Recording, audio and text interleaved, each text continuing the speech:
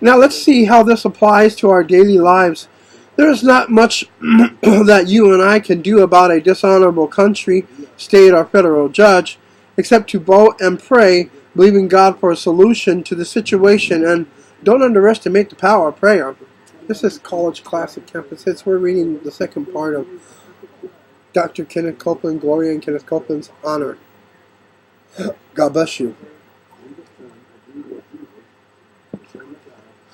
Similarly, let's take the Supreme Court as an example.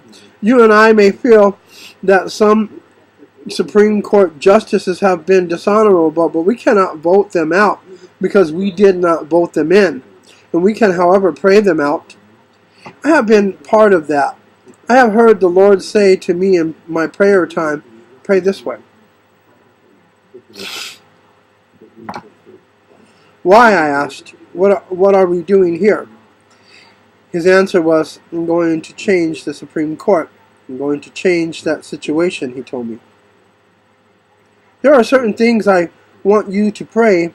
Most of it you will have to pray in the Spirit because you do not know what to pray for as you ought. Besides that, you have no business knowing much about the man.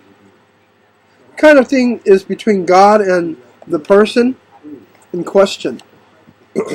But we can pray the way God tells us, and He will take care of the situation for us. This applies to the church and particularly the ministry. Listen to God and watch the situation so you can pray as you should. Not so you can condemn, but so you can pray. For instance, you may be told to pray for some preacher who is always criticizing women. He gets in the pulpit and preaches about their hair, their face, their clothes, their attitude, and their actions. He may start out preaching about the resurrection, but the first thing you know, he is preaching about short skirts. He can't seem to get off the subject of women. Watch out for such a man. It may be that he is trying to save his own spirit, trying to solve over his own conscience. It is likely that he is either chasing women or wanting too badly. He may even be into pornography, and it has a hold on him.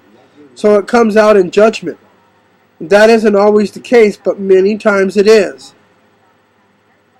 When a person comes down on men and women of faith, it is often a sign that something is wrong with him on the inside. If the truth were known, you would find jealousy. You would find a person who has very little faith. He knows it and is embarrassed about it, so he tries to cover up his excuse. And he tries to cover it up and excuse it in every way he can.